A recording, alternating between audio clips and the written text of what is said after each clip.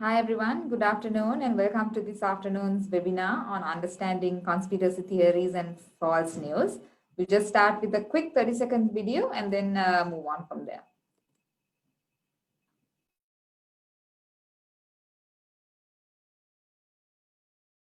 This is Max. He never shares anything before verifying. Be like Max. Think before you share.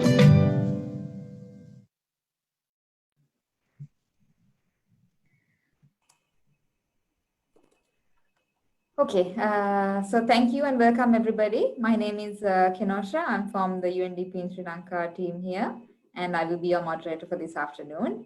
So Engage to Disengage is an awareness building and training program developed by UNDP in Sri Lanka as part of what we call the HackaDev Academy of Learning and Skills. It's a partnership with the Asia Pacific Center of Education for the International Understanding under the auspices of UNESCO, which focuses on critical media information literacy for young people. This is the second in a series of webinars which we have organized with Raw Media on topics related to critical media literacy. And today's topic is, as I mentioned before, conspiracy theories and fake news. So just a few house rules before we begin.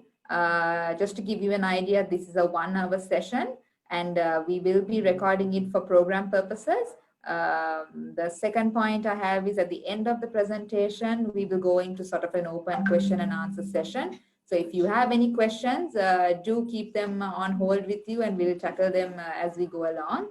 If you have a burning question, do put them in the Q&A or the chat box. You can type it out and we will tackle them one by one. And if you would like to use your mic, do raise your hand and we will give you the option to unmute your mic as we go along. So with that, let me hand it over to our speaker for the day, Chris Thomas, who is a journalist for Raw Media. Over to you, Chris. Thank you, Kanisha. I'm just going to start sharing my screen.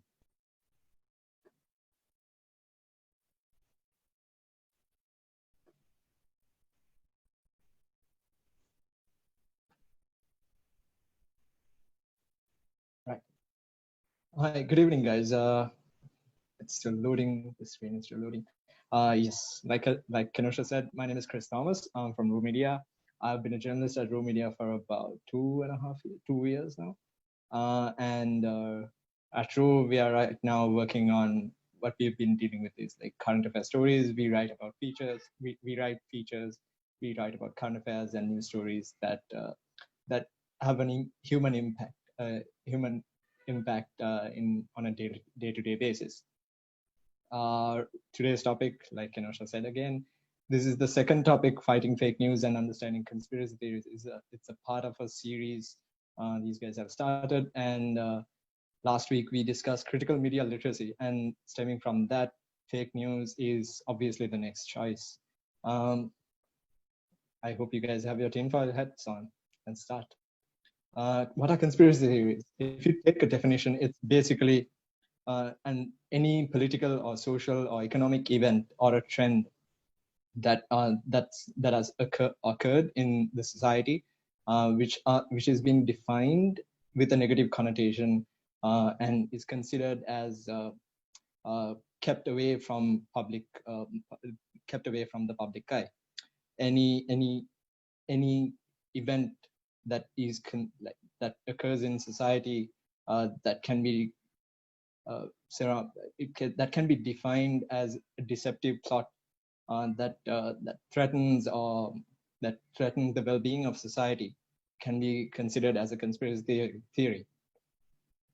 It more or less, how do you say, threatens, it rejects the consensus, the scientific consensus, and it creates it's linked to prejudice.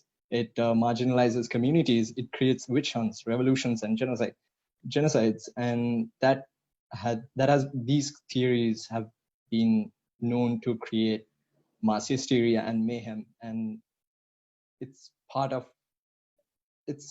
of like it gives way to fake news. Conspiracy theories are a form of fake news that occurs in society, and it has been there since like the beginning of time. It stems from fear of knowing, not knowing what are the facts, what are the sign, what's the information that surrounds like a phenomenon. The best examples that you can take from recent times are anti-vaccinations, which has given rise to cured diseases like measles coming back into society. If you take the example on the right-hand side of the screen, that was from a research article done in 2019 about how measles has returned to the US because of anti-vaccine decision-making.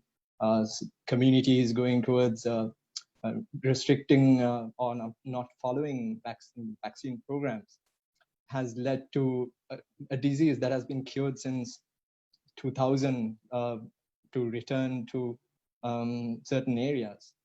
And another example would be the one on the left, where weirdly enough, a very biological disease has been connected to a very not so biological phenomenon such as 5G, which has no correlation whatsoever.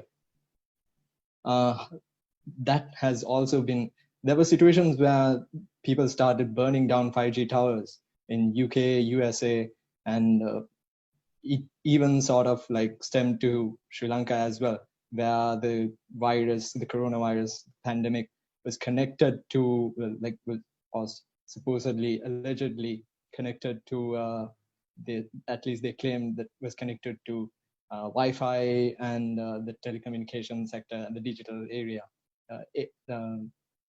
digital technology. These are the sort of conspiracy theories that have been going on for some, like, recently. There are so many others, and there are local examples as well.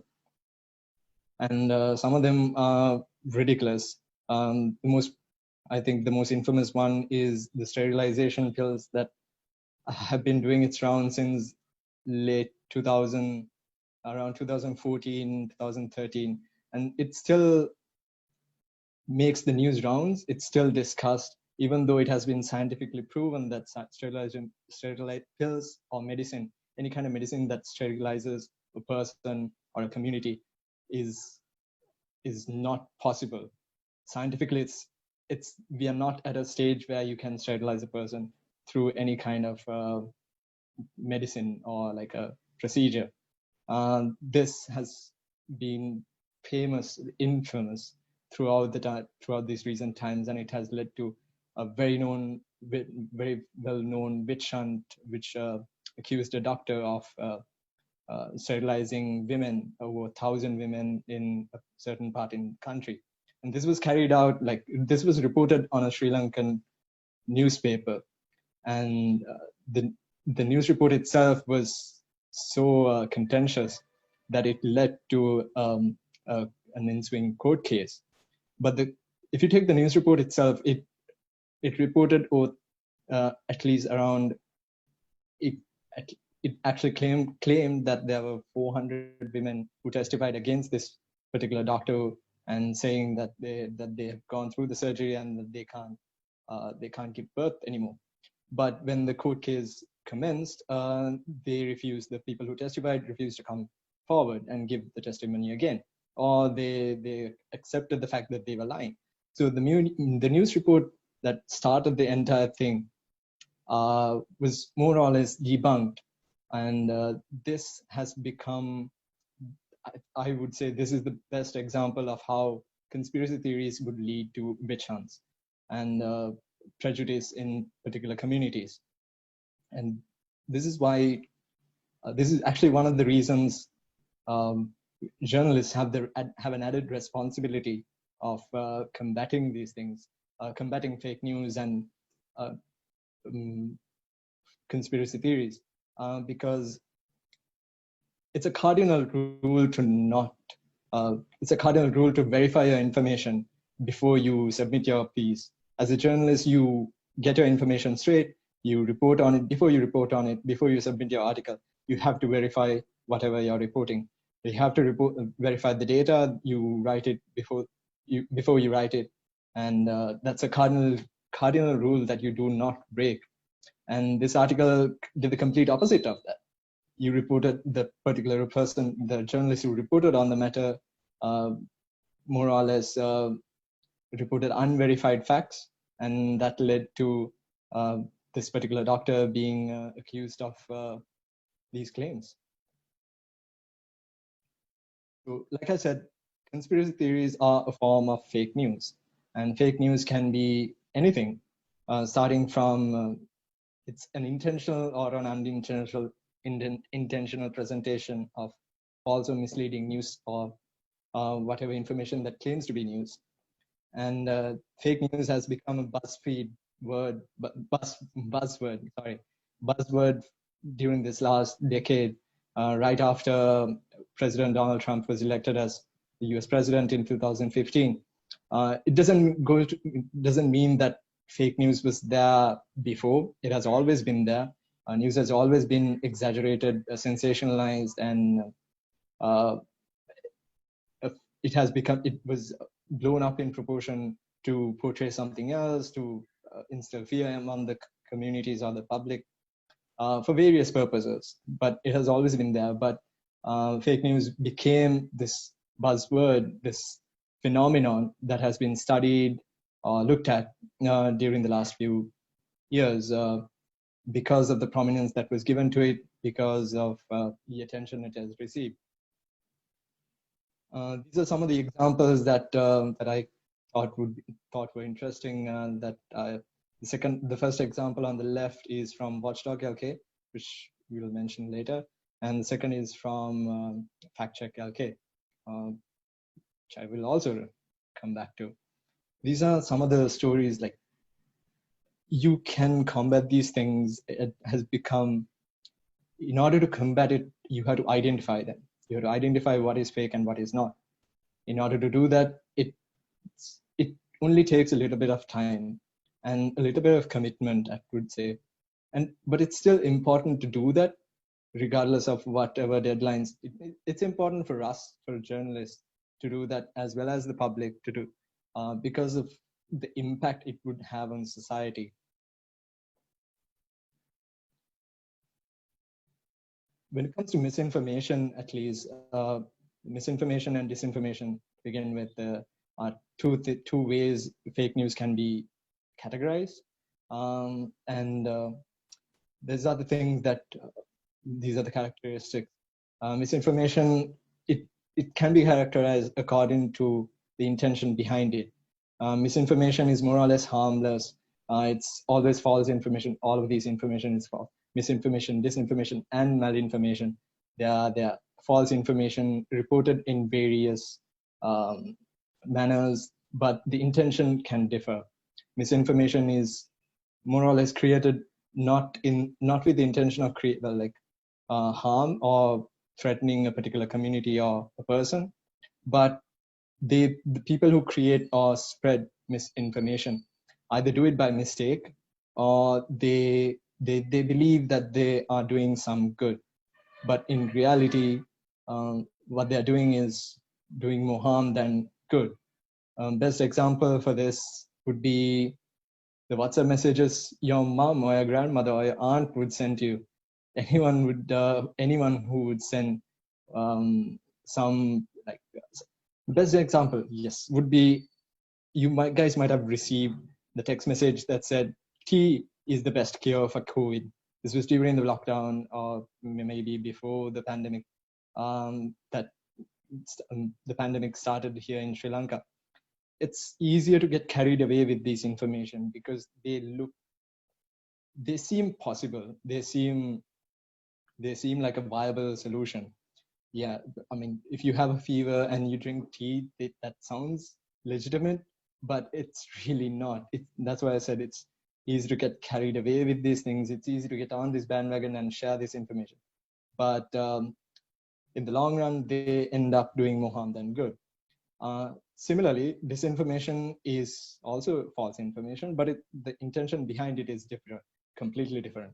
It's deliberately created to harm an individual, a group, ethnic group, social group, an organization, or even a country. If you're going back to the same example of COVID and the pandemic, there were certain messages that were circulating on WhatsApp social media that suggested that COVID-19 was a virus that was created by the Chinese government, and that it somehow was released into the public during an accident, and that's how the pandemic started.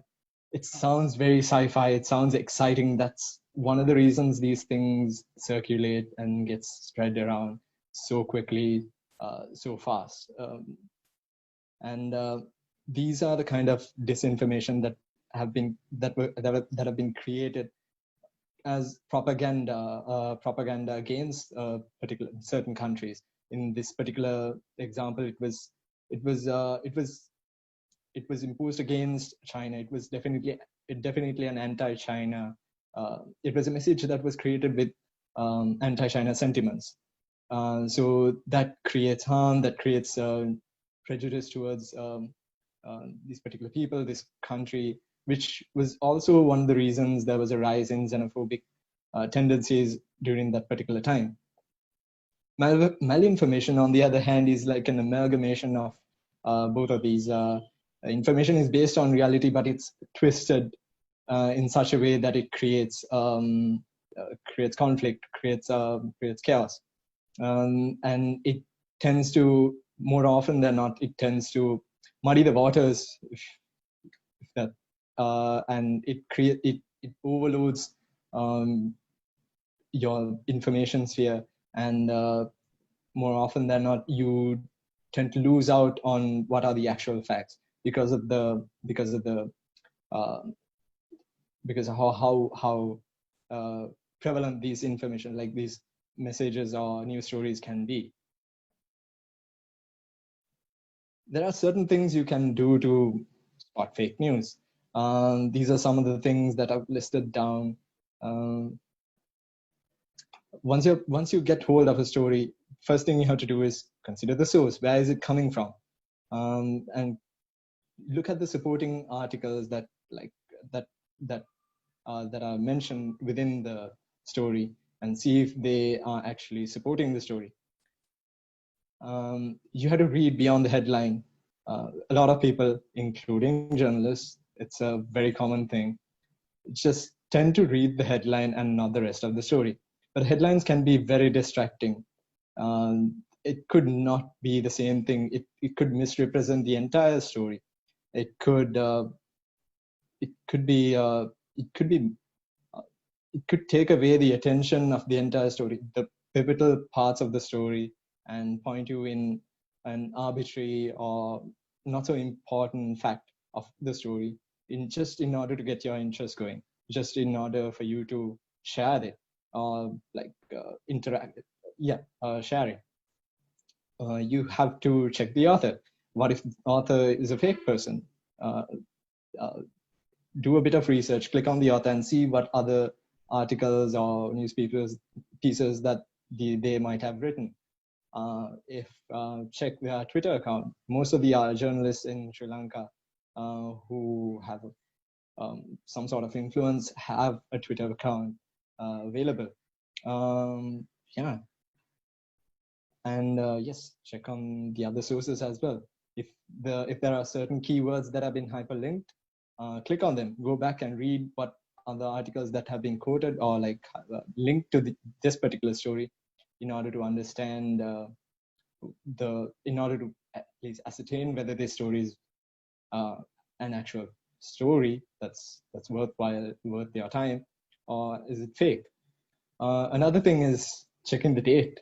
There's a lot of stories that, like old stories, that can research, that can be reshared at least whenever something happens.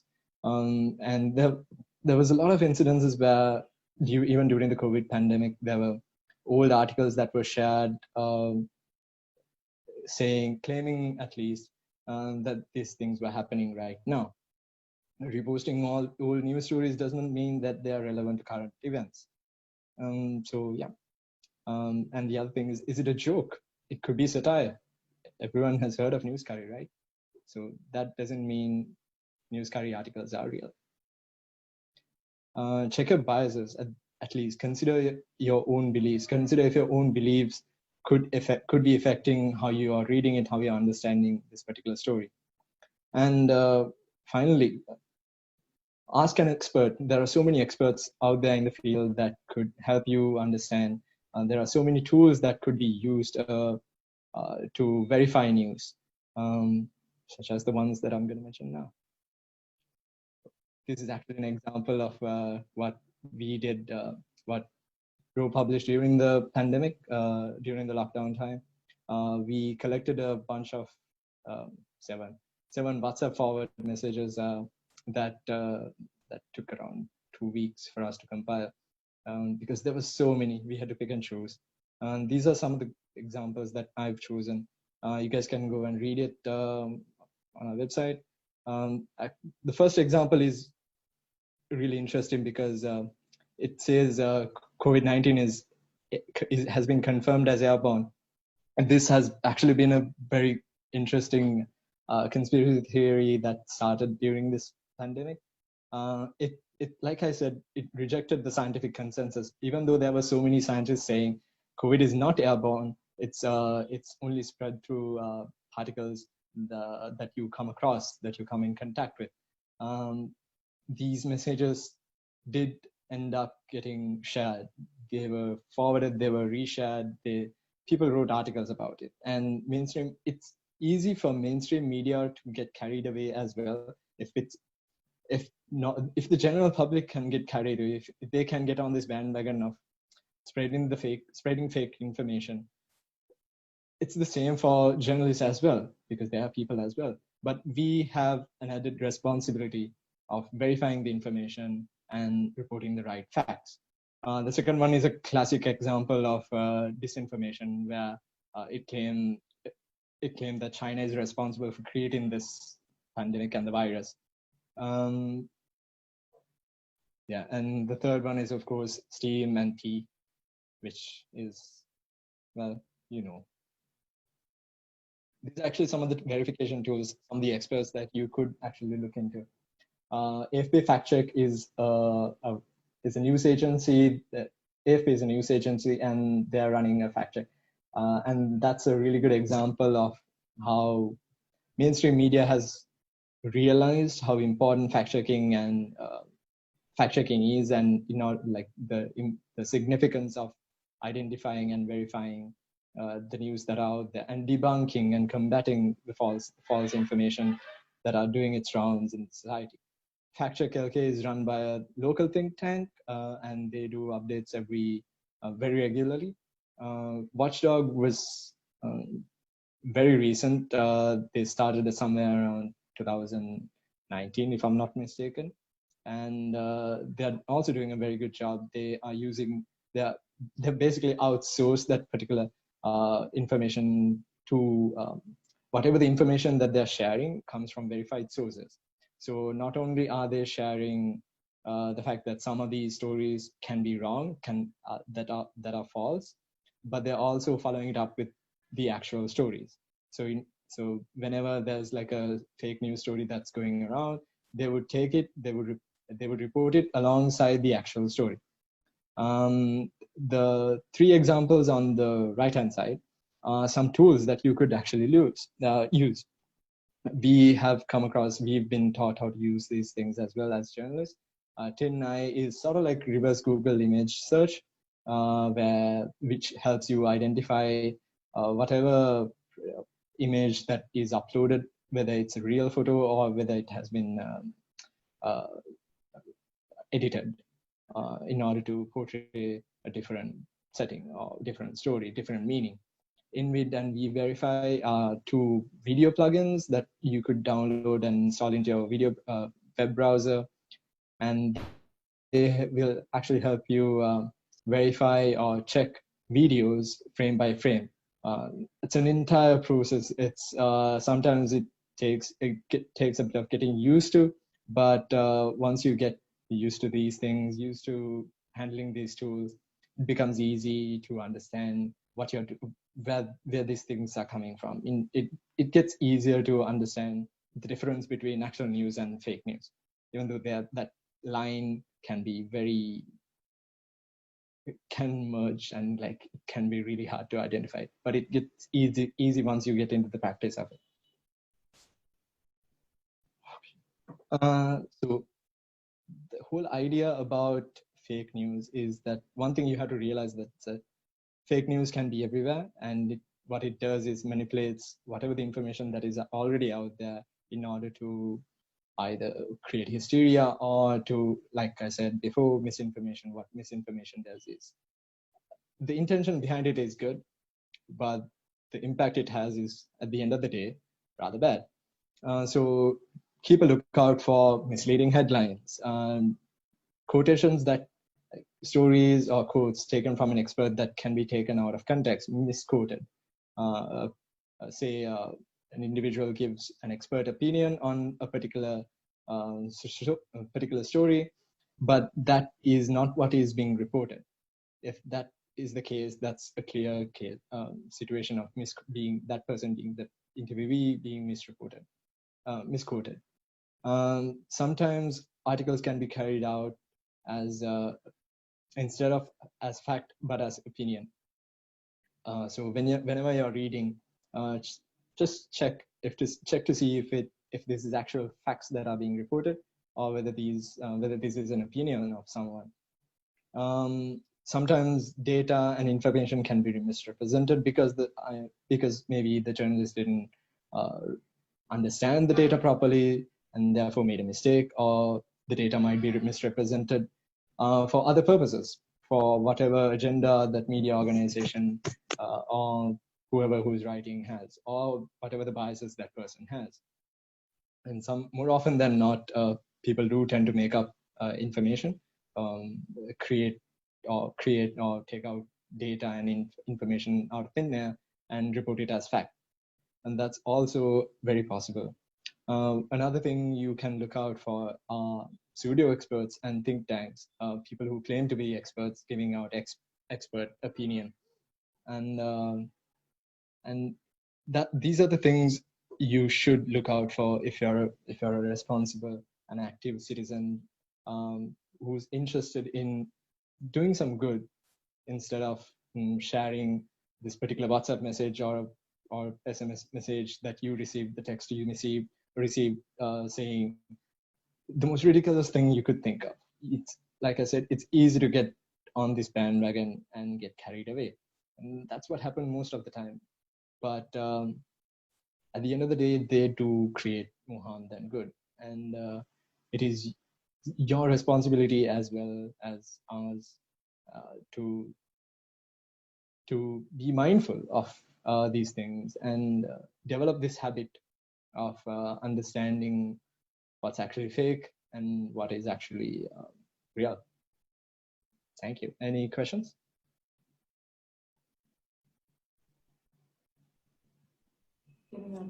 Yeah. Thanks, Chris. No worries. So now we'll just open it up for a round of question and answers. There are already 2 questions, so maybe we'll take those up first. And in the meantime, I encourage all of you who are listening to the webinar to do pose your questions, and we'll try to answer them as best as we can. So Chris, I'll read the first question. How can you take action against the publishing of fake news and disinformation? Basically, what actions can we take? There's no regulatory body when it comes to taking action. If by what you mean is taking legal action against a particular person or a news organization or whoever for publishing fake news or disseminating fake news, there's no authority that could do that, but you can file a court case for defamation if it's defaming, if it's harming a certain individual. But when it comes to taking action against a particular media organization for reporting false information, there are certain authorities like the Sri Lanka Press Council and the Editors Guild that you could complain to. They would create a platform where the complainant and the person who created the fake news can be brought to this particular platform, and it could be discussed and come to a settlement. That's where the right to reply comes into action. Sri Lanka has the right to reply whenever like a story is published. This is concerning newspapers, of course. if a person is not happy with the content, they could ask for a verification or a correction in that particular newspaper. And newspapers are more often than not obliged to respond in a positive way. Thanks, Krish. Maybe I'll go to the second question. This is about what about the recent posts on social media about the deforestation project in the Singharaja rainforest? Is that fake news? And how can you verify information like that, news like that? Okay, the project is an actual thing. I think recently the government also got involved and intervened, and President Gotabaya Rajapaksa has, I think, temporarily suspended the project that started. And this has, I think it happened today. I think that was the most recent update on that particular case. I don't think it is fake news because it's being reported quite prominently. Okay, so such fake news, I think what Patum was really asking was, okay, if it is fake news, how can you verify that? But I think your presentation also covered some of those tools that As well. people can use. Yeah. So I think the UN has also launched a platform called Verified. So those online, you can maybe check it up online. If you just type Verified, the UN platform, it's a platform where you can verify any sort of news that you are really not sure if it's fake or real. So let me move on to the other question. Thank you for your questions, guys. Keep them coming. As a good journalist, how can you prevent disinformation for building peace in a society? Might be a little tough. That's the thing. If you're, it's not just the journalist's responsibility to do this, but it's a practice that everyone should take up. It is also a citizen's responsibility to be mindful of whatever the disinformation that can be circulating that might pop up in a particular scenario or a situation. And in order to understand that it's a practice that has to be developed. And when you develop that sense or that nose for sniffing out disinformation, it becomes easier to be aware of what can go on. Say when it comes to disinformation can be very similar to propaganda, and if you develop that sense of understanding what the nuances are, it becomes easy to call them out. And calling them out and not sharing them is also a very important responsibility of a citizen. Well said, Chris. Couldn't agree with you more. The next question, can the Right to Information Act be used for combating issues of fake news? It can be. There have been occasions, although I personally have not come across any of them, but the Right to Information Act can be used. I think whatever information that are like propagated can be combated through the right to reply. If whatever the information that you obtain from your right to reply proposal or that response you get from that particular government institution, if it contradicts what is being said, what is being reported, then that's actually how you tackle that particular fake news. So there are instances, although I've not personally come across any of them. Okay, Amani Jinadasa is asking, I've noted that many people don't really watch news these days. What are the best ways to make them, to get them updated on current affairs, and how can we protect them from fake news? You really should be watching news. At least read. That's the thing. It's easier to get carried away with whatever information and news that are being reported on social media. What is being shared is more often than not the truth. Social media has actually become a platform, petri dish for fake news and for it to crop up. So you can follow, like, there are the disadvantages of social media, but there are also advantages. You could follow, if you're not interested in watching news or listening to the radio or reading the newspapers, you could follow journalists. There are many prominent journalists who are active on social media. You could follow media organizations and their social media platforms. That's also a way to address this matter. I think you may have already answered my next question also, but I'll just read it out anyways, in case you have anything else to add, Chris. Sure. How do wire agencies or any other news organizations verify their fake news? Because what Anju is asking is, for example, if we watch 4 different news channels, you may get 4 different news. So how do we sort of stay on top of things? News-wise, like Andrew has taken AFP as an example. What AFP as a news agency does is, whenever a news story breaks, they would get that initial line that says, oh, okay, somewhere around this area, this thing has happened. That's the breaking news. When that happens, they would send a journalist to cover, or a team of reporters, or a team of a camera team to report from that particular scene. That's how you get the correct information. But when it comes to having several story angles of one particular incident, that has always been there. So it also depends on the team of reporters that come across, and that's part of the added responsibility these us as journalists have when it comes to reporting. Nowadays we don't just report the information that is already there. We have to verify, we have to double check, we sometimes have to triple check whatever that is being reported in order to get the actual truth, and that's a long process. So yeah, I hope that answers that question. Okay, thank you, Chris. The next one is a little bit confusing, so maybe Husna Sheikh Hussein, if you would like to ask the question yourself, maybe just raise your hand and we'll unmute it. In the meantime, maybe I'll read the question. When we study history, there have been some situations or experiments that have gone wrong for humanity. Example, the Tuskegee experiment. Not sure if I'm pronouncing it right. Is it Tuskegee or Tunguska? Yeah, the first one you said, Tuskegee. So how can we really stay back without believing some information? So many times I was left in confusion.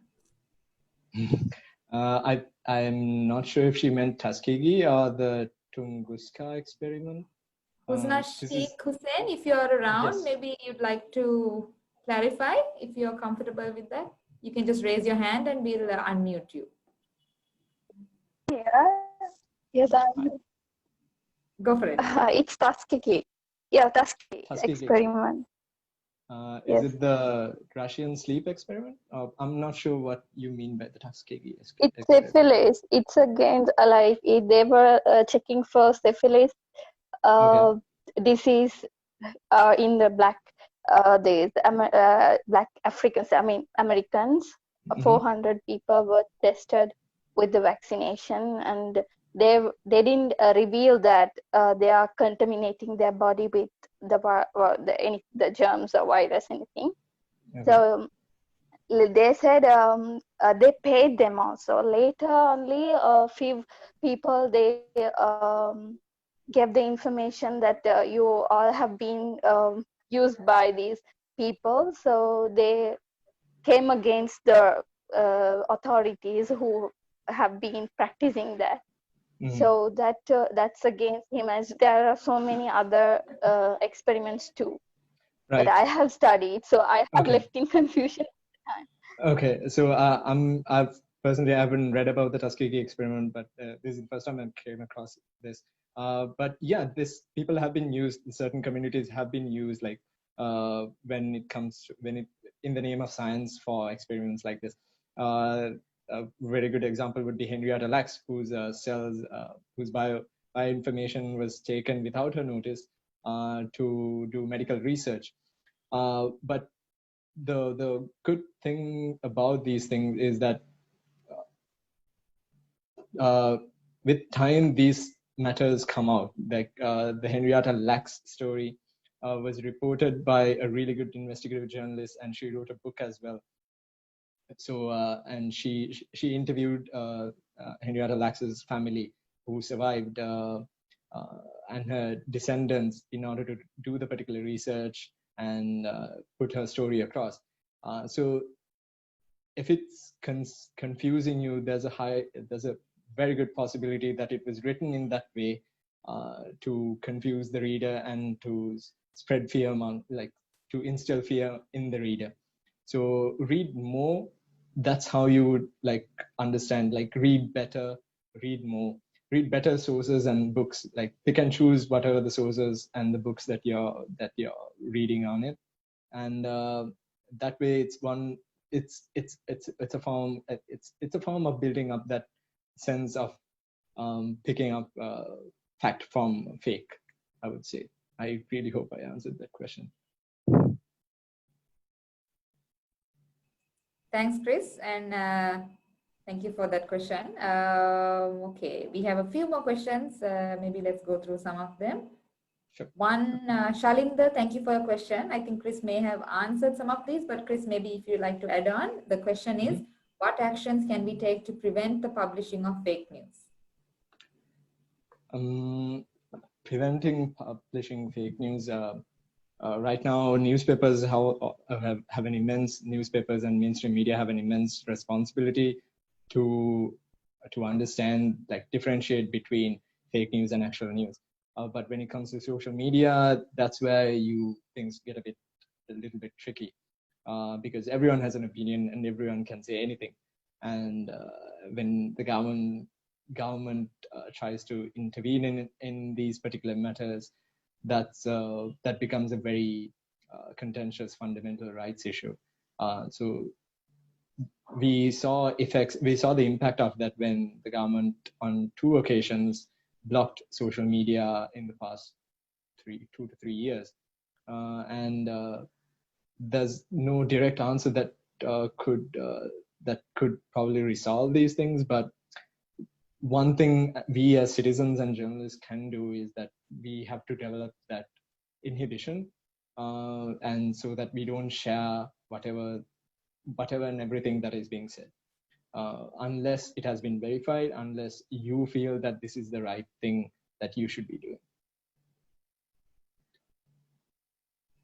Thanks, Chris. Amani Jinadasa is back clarifying her previous question. Maybe Amani, if you're around, would you like to ask the question yourself? Amani Jinadasa, if you're around. She's asking was how to protect other people.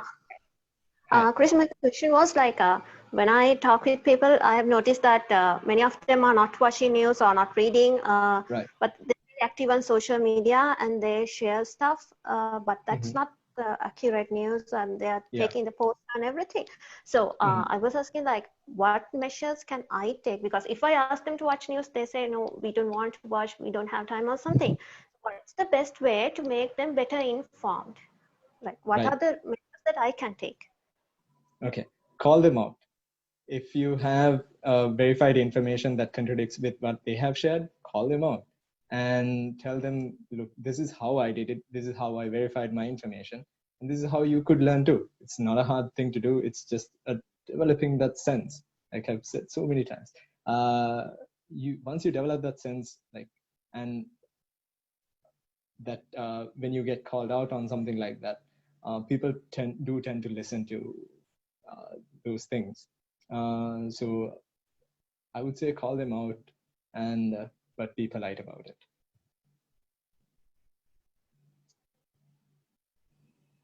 Thank you. I hope that few more questions. Maybe let's just take a few more. Sure. Okay. Romesh Samarasinghe says, who are the responsible people to notify when a fake news is spreading around without ourselves getting involved in such complaints, since we are quite busy with our day-to-day work? What are the channels that we should inform direct, and how can we sort of go about it without personal involvement, basically? Right.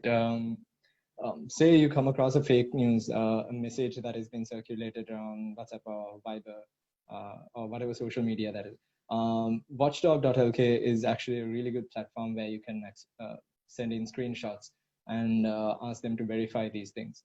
And other than that, you could, if it, like I said before, if it defames a particular person and you know that particular person is being harmed in any other way, and this particular news is being published on newspapers, you could lodge a complaint at the Sri Lanka Press Council. And that's one way of doing that too. Perfect, thank you. Okay, Ruan Nishanta is talking about, I think basically his question is about how do you identify a scam? Phishing, yeah, this is phishing. Could come on email, yeah. Phishing, so this reads like a classic case of phishing, and they're trying to get your credit card details or bank details and try to get money out of you, basically. That's called phishing. And these things are very common, and they normally end up on your spam in your email.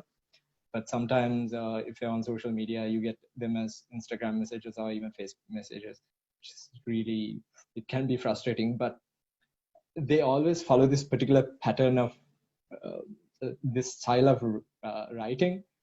They always start in this particular way, and that makes it really easy to identify these things.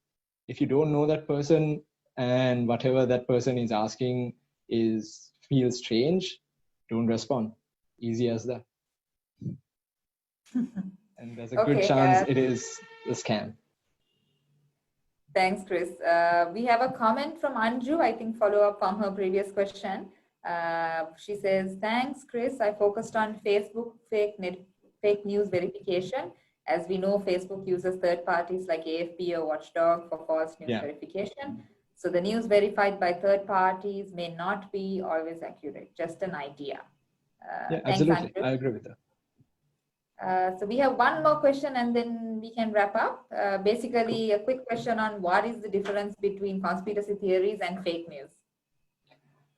There's really no difference. It's more or less the same thing, but fake news can be anything from like, can be day-to-day information that seems misleading. But when it comes to conspiracy theories, it can be very flamboyant. It can be the other extreme of fake news.